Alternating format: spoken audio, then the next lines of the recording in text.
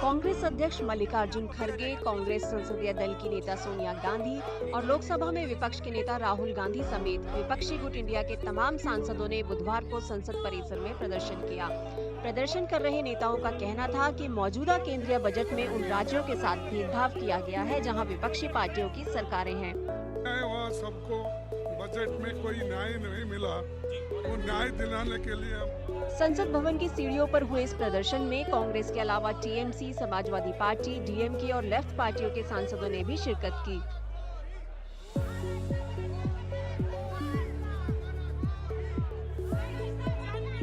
Protesting the blatant discrimination in the budget. Every MP from every different state, other than Andhra and Bihar, has something to be unhappy about. So we are all here raising our own slogans. In my case, the fact that Kerala has been ignored, Maharashtra, Telangana, every state, MPs are pointing out that their states have been neglected. And this kind of discrimination is not acceptable from a budget which is not about two states but about the whole country.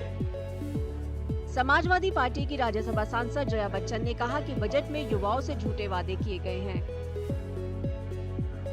The states, even the country has been deprived, the youth has been given false promises which is not going to be possible. 50,000 youth you are going to give job to. What happens to the 25,000 already waiting? Are you going to accommodate them as well, or are they included so it becomes 75,000? What is this rubbish? False promises जो कभी पूरा नहीं कर पाएंगे। Samajwadi party प्रमुख अखिलेश यादव ने नाखुशी जाहिर करते हुए कहा, बजट में उत्तर प्रदेश के साथ भेदभाव किया गया है। जो चुनाव में कहा जाता है और इनके जो मैनिफेस्टो में बात कर रखी जाती है और जब सदन में जो बात आती है बजट के माध्यम से उसको जनता तक पहुंचाने में हर जगह आप कुछ न कुछ भेदभाव देखेंगे। और यूपी जैसा बड़ा स्टेट जिसने बीजेपी की तीसरी बार सरकार बनाई, उस प्रदेश के साथ भेदभाव आप बिहार की बाढ़ रोकना चाहते हैं, लेकिन यूपी की बाढ़ बिना रोके, नेपाल की बाढ़ रोके बिना आप कैसे बिहार की बाढ़ रोकेंगे? तो इसलिए भेदभाव हुआ है उत्तर प्रदेश के साथ। पहले तो आपने 10 साल नौजवानों को नौकरी से बाहर किया, नौकरी छीनी, चाहे प्राइवेटाइजेशन के बहाने, चाहे अपनी गलत आर्थिक नीति। अब आप इंटेंसिव क्या दे रहे हैं आप? कई दूसरे विपक्षी नेताओं ने भी बजट को भेदभावपूर्ण बताया। ये कोऑपरेटिव और कंपेटिटिव फेडरलिज्म नहीं है, ये है डिस्क्रिमिनेटरी फेडरलिज्म।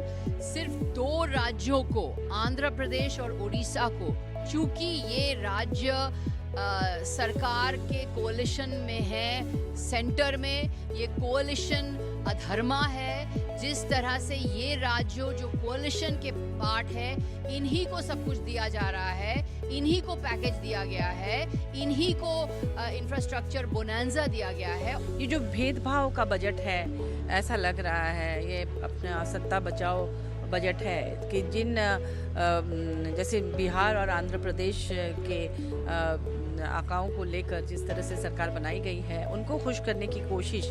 हम ये नहीं कहते हैं कि वहाँ नहीं दिया जाना चाहिए था इतना कुछ, बजट इतना ज़्यादा, लेकिन दिया जाना था। लेकिन बाकी राज्यों ने क्या गलती की है? ये लोकतंत्र है, यहाँ प्रधानमंत्री आदेश में जो कुछ भी है वो सबके लिए है, सभी पार्टियों के लिए है, सभी राज्यों के लिए है। आज जिस तरीके से केंद्र सरकार ने बजट के माध्यम से एक ऐसी राजनीति शुरू की है जो बदले की राजनीति है, जो भेदभाव की राजनीति है, राज्य को राज्य से लड़ाने का काम किया है, वो दुर्भाग्यपूर्ण है। कल यूनियन बजट नहीं अनाउंस हुआ है, परसों जो अनाउंस हुआ है वो है प्रधानमंत्री सरकार बचाओ योजना, जहां प्रधानमंत्री ने महाराष्ट्र विरोधी अपनी सोच भी जताई है कि महाराष्ट्र के साथ कितना पिछले 10 साल से लगातार भेदभाव हो रहा है। अलायंस के साथ आपकी सरकार चल रही है, पर महाराष्ट्र के लिए आपने कोई फूटी कौड़ी नहीं दिया है। केंद्रीय वित्त मंत्री निर्मला सीतारामन के बजट पेश करने के तुरंत बाद मंगलवार शाम को विपक्षी गुट इंडिया में शामिल पार्टियों के नेताओं ने बैठक कर केंद्रीय बजट के खिलाफ प्रदर्शन का फैसला लिया था।